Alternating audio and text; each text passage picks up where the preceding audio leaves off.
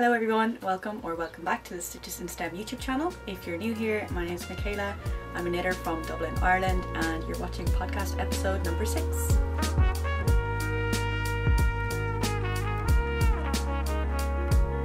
In today's episode I have one finished object, a couple of whip updates and one new cast on. But of course I will start with what I'm wearing, which is the Heather camisole, which is a pattern by Stitched by Kayla on Instagram. This is a v-neck camisole that has this kind of lace pattern alternating with a wide rib all the way around. I did this as a test knit for Stitched by Kayla last summer, and I knit mine in Hobby Rainbow Bamboo in the colour bronze, which is also what I made my Penelope kerchief in, which I think I showed in not last week's episode but the one before that. I think it was her first pattern, and I was actually very impressed with how clear it was. I don't think there was any mistakes noted. The only thing that a few people noted was that the lace panels aren't symmetrical on either side of the V, which might bother some people. It doesn't bother me, but if you like symmetry in your knits, then maybe it's something to think about. I understand why it was done. I think the decrease instructions had to line up with a certain part of the lace repeat, but yeah, it doesn't bother me, as I said, but I don't know, it might bother some people.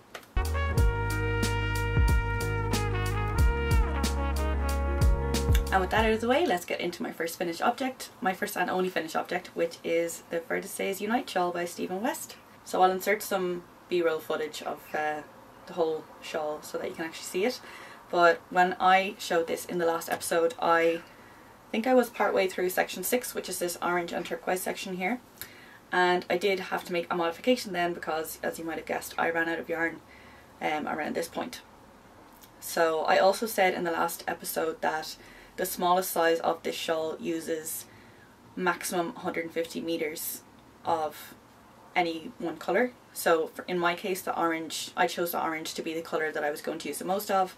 The pattern says that it uses less than 150 meters, but I obviously needed more than that. It could be because I was making mine on a sport weight and the pattern is written for fingering weight, something to do with the gauge maybe, probably the gauge. I was probably at a bigger gauge than I should have been, but I didn't gauge swatch because I was using a sport weight and not a fingering weight, so there was no point. I just assumed that it would be fine.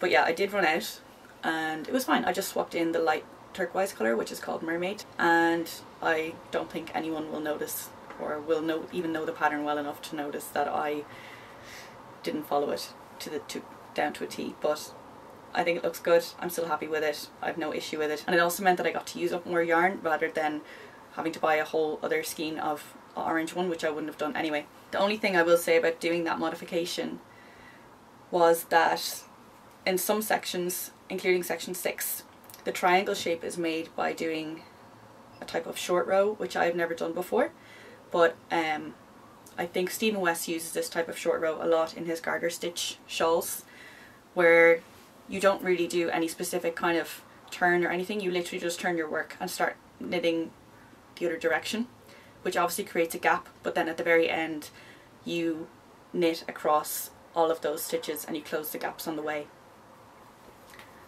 So if I had done that with the turquoise yarn, I would have ended up with a row of turquoise going all the way down here through the orange as well, and I didn't want that. So I actually skipped that part because I was going to be joining or starting the I-cord from up here anyway and knitting down along here, so I figured I would just close the gaps when I was working that row.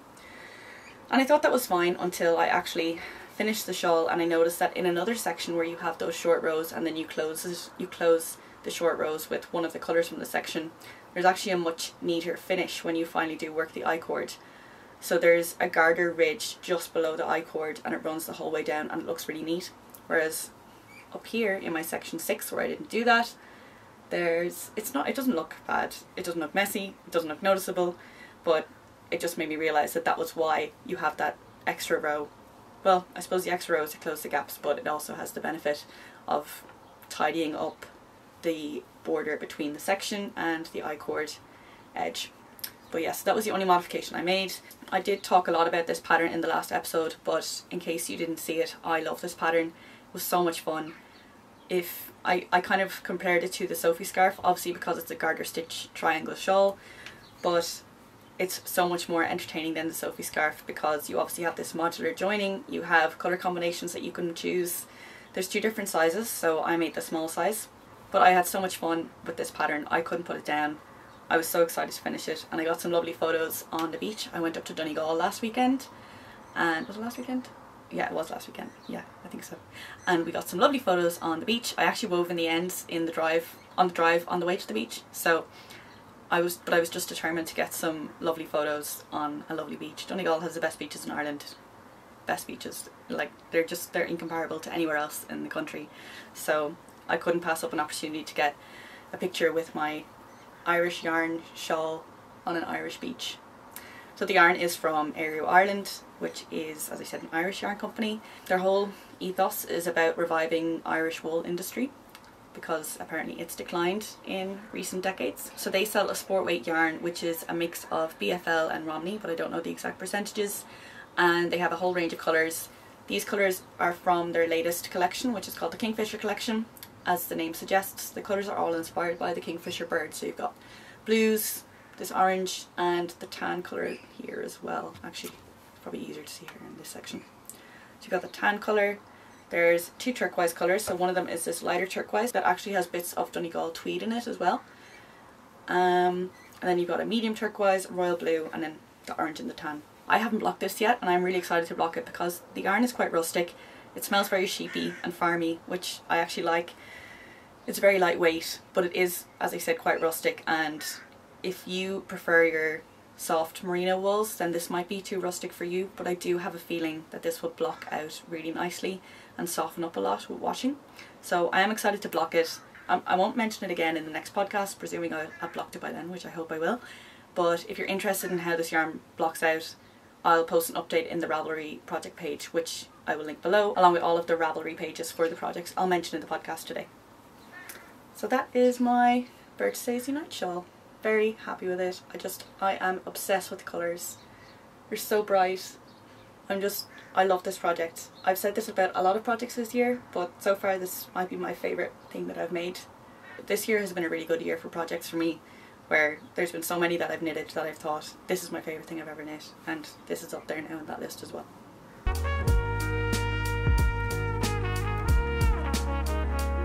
My first whip that I'm going to talk about is my Kuutar top by Sari Nordland. When I showed this in the last episode, I had worked basically until this green strand of yarn here, which I used as a lifeline, and then I finished the front panel. So, well, one of the panels. I haven't decided which is going to be which yet, because I'll explain. I wasn't sure if I would like how deep the lace goes on this panel. I have seen other people's Ravelry project pages where they mention that they don't like how deep it is, that they find it difficult to wear because it's quite revealing. So I inserted a lifeline, and I mentioned in the last episode that my plan was to modify from the lifeline down, basically to try and close up some of the lace pattern. But I wasn't actually sure if I needed to, because my lace panel looks tighter, I think, than other people's that I've seen. The holes don't look as big. It doesn't seem to extend as deep as other people's. In the last episode I compared it to the peacock tee that I was wearing that has a lace yoke, and it extended just as far as that tee. So, and if I can wear that tee, then I'll happily wear this if that's as far as it extends. So I was a little bit surprised because I did expect it to extend further. I expected it to be a bit more revealing, but obviously I'm pleasantly surprised because that kind of meant that I didn't have to worry about it as much. But I decided to do the modifications anyway because in my experience, cotton will stretch. Sorry, I forgot to mention, the pattern is by Sari Nordland, and the yarn is Hobby Rainbow Cotton 84 in the colour dark brown, so it's 100% cotton. And in my experience, cotton sags under its own weight. So I thought there was still a chance that even though it looks okay now, that when I'm wearing it or when I have worn it a few times, that it might sag, and at that point it might be too revealing. So I decided to make some modifications, and the modifications were essentially to do the yarn overs as instructed, but on the return rows, when you work the yarn overs, that I would work them through the back loop instead of through the front loop, and that would still have kind of a lace effect, but it would make those holes a little bit smaller. And I think it worked. I'm happy with how it looks. I got the effect that I was going for, so I'm happy with that. And so there's absolutely no need for me to keep this lifeline in, but I'm the kind of person that just, like, I like to have security until the very end, until I've woven in all my ends. Like, I usually won't weave in my ends until the very end of a project as well. Even though I know there's no way I'm going to frog things, I'll still be like, just in case. Just in case I need to leave the lifeline in for whatever reason. Even though at this point I'm pretty happy with it. I'm not going to frog it, but I keep it there just in case. So yeah, that's my front panel. So I put this on one of my spare needles that I don't use that often, and I started working on the back panel. Sorry, I am referring to them as a front and back panel, but that's because that's the way they're ordered in the pattern. You do the front panel first and then you get instructions for the back panel, but they're knit identically. And I was thinking that if I don't like the modifications that I made, that I could knit the second panel exactly as it's written in the pattern, and I could just wear the top back to front, which, I mean, technically it wouldn't even be back to front because it's symmetrical. It's identical in the front and back. So yeah, I'm knitting this second panel exactly as instructed in the pattern, and I haven't gotten very far with it. I'm finding this slow, to be honest. I'm kind of having the same issue that I have been having over the last few weeks, more recently with my Morris socks, which were also a lace sock. I do like lace knitting, but the progress is slow, and I find that I don't have a lot of knitting time in the evenings these days. And whatever knitting time I do have, I prefer to do something a little bit more productive. So if I have 20 minutes, I'd rather get 6 rounds of a stockinette top done than 2 lace rows, because I'd have more to show for it with the stockinette. So this has been kind of waiting for when I have like a big chunk of time to work on it. But I am going away towards the end of this week, and at that point I would like to have this joined in the round under the arm so I could just work in stockinette. So that's the deadline I've set for myself. I've got about 30 more rows to work on this. No, I've got about 35, maybe 40. Between 35 and 40 more rows to work on this. So I think I'll get it done. I've got like 3 or 4 days before I go away. And if I don't get it done, I'll still bring it with me. I'll still work on it, but it would be nice to just be able to work on something stockinette by the pool and not really have to think about it too much. And also not to have to look at a pattern on my phone in the sun. Just feel like that would be difficult. So I've got about 3 to 4 days to get this panel finished and joined in the round, which I think I'll manage. Now that I've set a deadline for myself, I think I'll stick to it.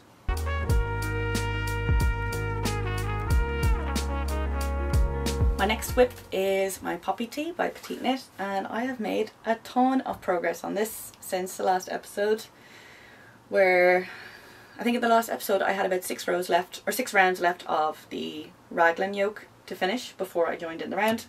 So obviously I've done that, and I'm nearly finished the body. I've got 1 more stripe to add, and then I'm going to finish the body, so it's very close. So this is a pattern by Petite Knit, and the yarn that I'm using is Knitting for Olive Cotton Merino. For the main colour, I'm using the colours Powder and Piglet, 1 strand of each, and the contrast colour is 2 strands of navy blue. So the reason I'm using 2 different colours for the main colour is because I had bought 3 balls of Piglet for a t-shirt. I didn't have a pattern in mind, but when I decided I wanted to make this, I realised I wouldn't have enough. Piglet is now discontinued, so I got Powder, which the customer service at Knitting for Olive told me was very similar, and it is. There's hardly any difference in the 2 colours when they're knitted up together. If you look very closely, you can see some kind of marling effect, but to me they're almost identical, and there's absolutely no issues with the fact that I'm using 2 different colours. So the stripes are obviously a modification. If you are familiar with the Poppy Tee, it's just plain all over. I have been working the stripes in 4 rounds of the contrast colour and 8 rounds of the main colour, and I wanted an effect where they just started below the yoke, but now I'm kind of wondering if I should have started them a bit higher. Like, I was kind of picturing like the Leon sweater, also by Petite Knit, which does have this kind of plain yoke and then the stripes start lower, but I've noticed that the stripes actually start before the split. So I'm wondering if I should have done that. I'm knitting this on 3.5mm needles. I'm finding it really enjoyable to work with, actually, the yarn. I can definitely see myself getting more of this yarn in the future. I feel like it slides really nicely off my needles. One notable thing that I'm doing is jogless stripes. So I'm using the method where you knit the first round in your new colour as normal. When you get to the second round, the first stitch of the second round, you actually pick up the stitch below, which would be in your previous colour, from the back, and you put it on your needle, and then you knit through both stitches together. I will link a tutorial below, but that's what I'm following at the moment, and I think it's working quite well. I'm also carrying the main colour up through the stripes, so I'm not breaking the yarn. And there are some stripes where it looks better than others. So I need to figure out like an actual system for doing that, because at the moment I'm just kind of putting the main colour over, like crossing it over the contrast colour in whatever way feels natural. But I've noticed that at time in some stripes you can see the main colour peeking through. I also think I'll be able to close that up when I go in to weave in the ends. I can use the contrast colour to kind of hide that, I think. So I'm not too worried about it, and I actually think the jogless stripes are working out really well. There's some stripes that it really does look seamless, and I'm really happy with it. So I have just finished my second ball for the main colour, or second pair of balls because I'm holding them. I've just finished using my third and fourth ball of the main colour, and I'm holding them together. So when in the last episode I mentioned that I was worried I was going to run out of yarn. I really don't think that's going to be the case now, because I've only got one more of the navy stripes to work on the body, and then I'm going to finish it off, and then just the sleeves and the finishings. The finishings are going to be folded, so in the pattern they're actually ribbed. You have a ribbed neckline, or ribbed collar, cuff and hem, but I'm going to do folded collar, cuff and hem. I'm actually going to use the same technique as that's used in tee number 1, which I recently made. I really like how you get this, you basically knit the collar from, you pick up the stitches from the inside of the collar, you knit a few rows, and then you fold it down to the outside, so you have this nice seam along the outside, which I really like. So I'm going to use that. And for the sleeves and the hem, I'm going to basically just keep knitting and stockinette and fold it down and sew it down to the inside. So it's the exact same as what I did in the tee number 1 that I made, and I really like this technique. It's a bit tedious, but I love the finish effect, so I wanted something a bit more contemporary for this t-shirt than ribbing. So yeah, having said all that, I don't think I'm going to run out of yarn. I have 2 balls of the main colour left to hold together, and I'm really not concerned at all. I'm looking forward to finishing this. It's been working up really fast. I think the stripes are probably making it quite addictive. Instead of just, I'll just finish this round, it's more like, I'll just finish this stripe. So yeah, I'm really enjoying this. I think the colours look really good together. I have tried it on and I really enjoy the fit so far, so I hope that translates well to the finished product, because I'm very happy with how it looks on, with the amount of ease that there is in it. And yeah, I'm very excited to finish this.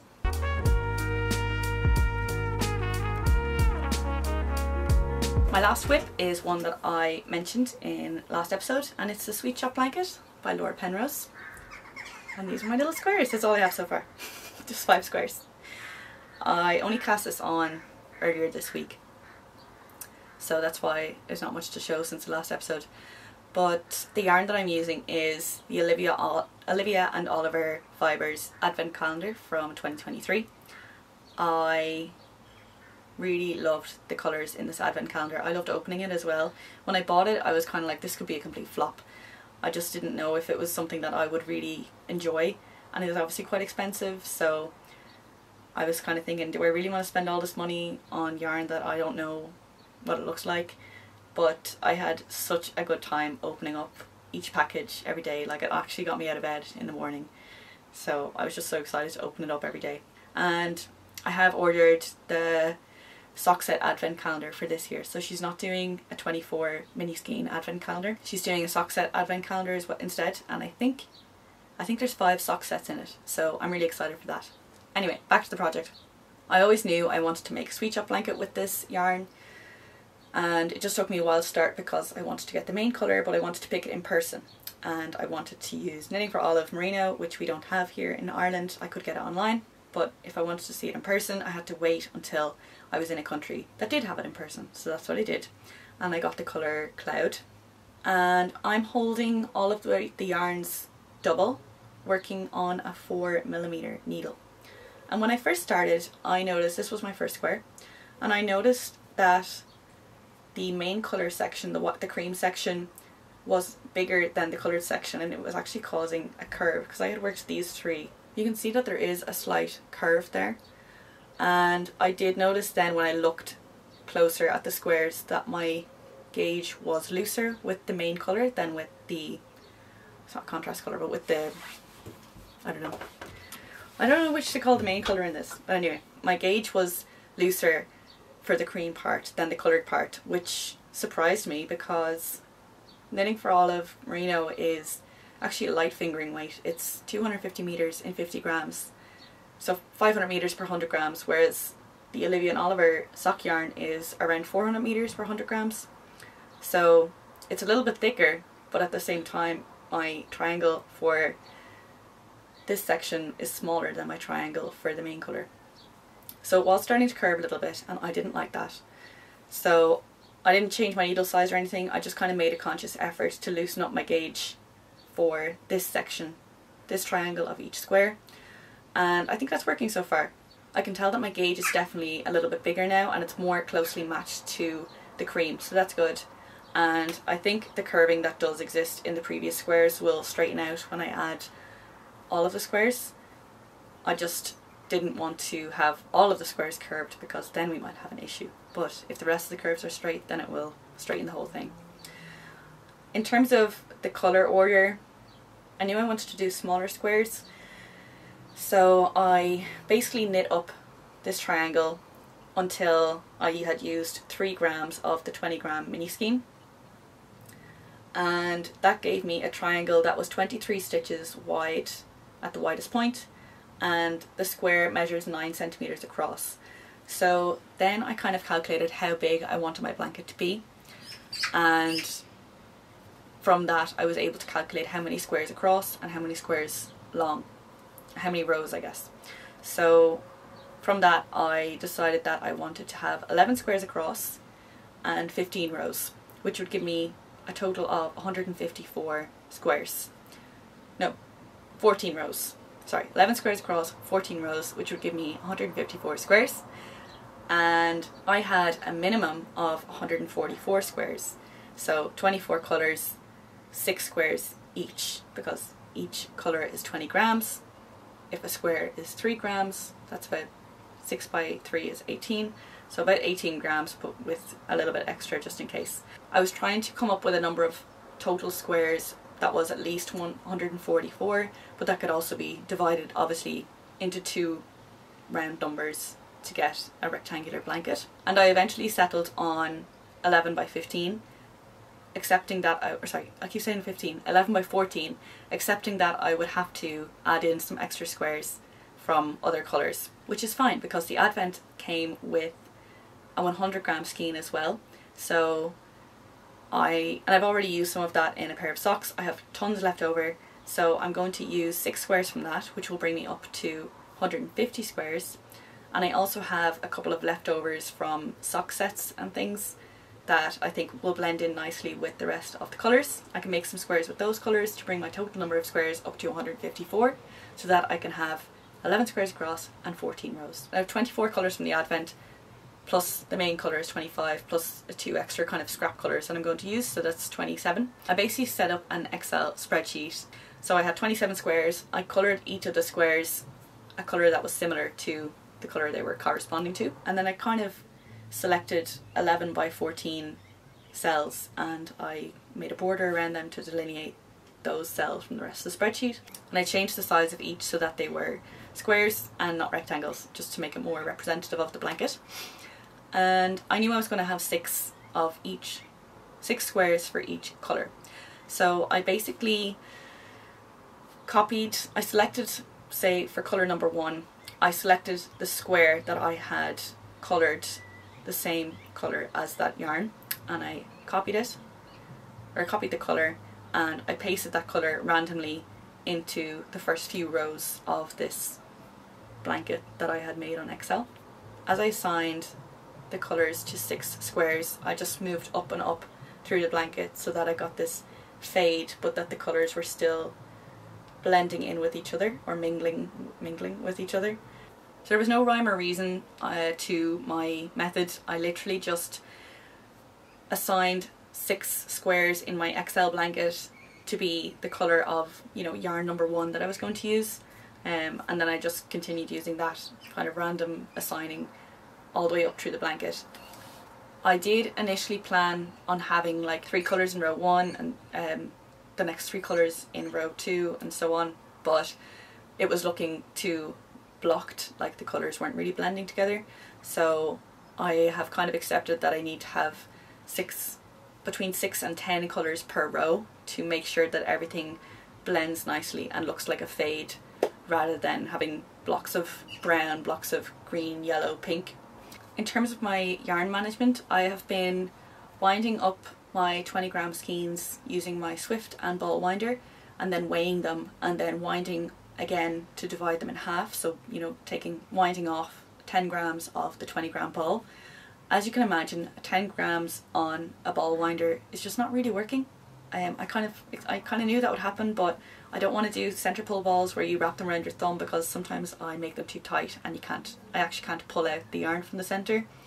So I've just been winding 10 grams on my ball winder, but it's just kind of giving me like a loose lump of yarn. I wouldn't even call it a ball of yarn. It's giving me like a loose lump of yarn.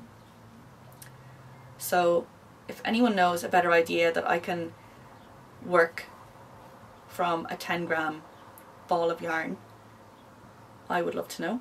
I'm also keeping the whole 20-gram ball connected. So when I wind off the 10 grams, I'm not cutting it. I'm still keeping the two 10-gram balls connected from on the outside of each ball, and I'm pulling from the center of each ball, if that makes sense. And I'm also storing both balls then in a sock. These are all clean socks, but I just find socks a good method for storing smaller quantities of yarn like this as well, because the sock is quite small, so it keeps my 10-gram little lump of yarn together. And I'm pulling from both, and I'm pulling both strands from that sock, so you can see there, that's both strands there. And it's working well so far, but if anyone does have a better idea of how to manage a 20-gram mini skein, which will then be two 10-gram balls, I would love to know. There might be a change in the noise. I had to close the window because there are magpies outside making a racket, and there always seems to be a racket in the back of my videos. I do like the magpies, but I don't like them in the back of my video. Anyway, so as far as weaving in ends goes, I am using the Weave and Steven method, which is a tutorial by Stephen West, which I'll link below. I think it's intended for use with modular construction and garter stitch, which works really well for this. Basically involves catching your yarn tail in alternate every second stitch of your next row. So it's pretty straightforward. So each square obviously has 4 ends, so 2 per colour, and I'm working them all into this border between the colour and the cream, and it's working out well so far. I'm really happy that I won't have hundreds of ends to weave in when I'm finished, so I think this method is fine. So your tail is only worked kind of in one direction, not back and forth as you might if you were, I don't know, making clothes or something. Like if I was making a garment, I would definitely weave it in back and forth a few times, but because it's a blanket, I don't really mind. I haven't cut these yet, so I won't leave them this long, but I will leave maybe 2 centimeters, I think, and then that will leave a bit of wiggle room for if the blanket does kind of get roughed around a bit, but I think it will be fine. So yeah, I think that's all I have to say about this so far. It's a little bit slower going than I thought it would be. I've kind of only done like 1 square a day. I'm hoping I can pick that up a bit. Now that I've kind of gotten used to the joining method, I've timed myself and it's taken me about 25 minutes per square. I am really enjoying it, but I just thought the squares would be quicker to work up, and therefore I would get more done per day. So maybe I can just adjust my expectations now and I won't be disappointed at how long it takes, because I was initially hoping to have this done in like, I don't know, I thought it would take me maybe 3 months, but I think it's going to take me much longer than that now. But we'll see. I'm still enjoying it. I feel excited to add in all of the rest of the colours and see how it looks. The good thing about it is that you don't have to, like, I don't have to keep working along this row. I can actually start adding squares going up here if I want, and then I can add the squares in between that. So I think that's good, because if I don't want to add the next brown, if I don't feel excited about it, I can just go back to here and add a new colour. So that keeps it exciting, I think. But yeah, I'm really happy with this, and I hope to have more progress done in the next episode.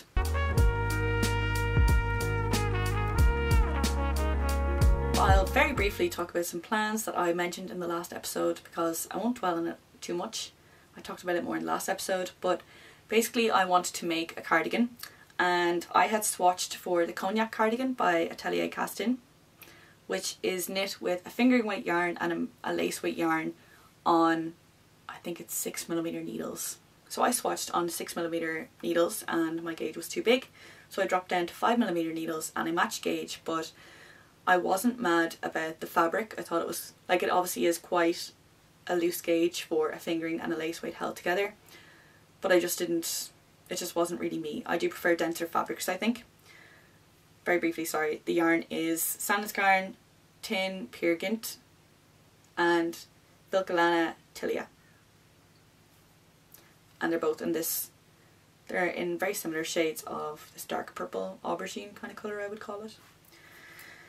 Anyway, the other cardigan option then was the Maggie cardigan by Petite Knit, which was knit on 3.5mm needles. So I did a swatch for that, and I much preferred the fabric. I think that's definitely a fabric that I can get on board with. I really like the density, and these yarns feel really soft together as well.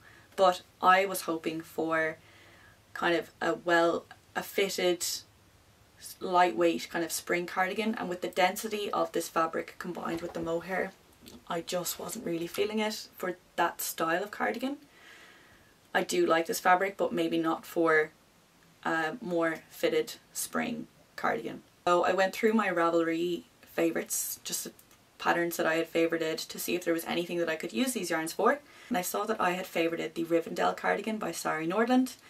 She also has the Rivendell sweater. They're both a v-neck sweater with mostly moss stitch but some ribbing or cabling detail along the v-neck. The Rivendell sweater I did initially like, but there was something about the way the detail on the v-neck kind of increased in size as it went down the v.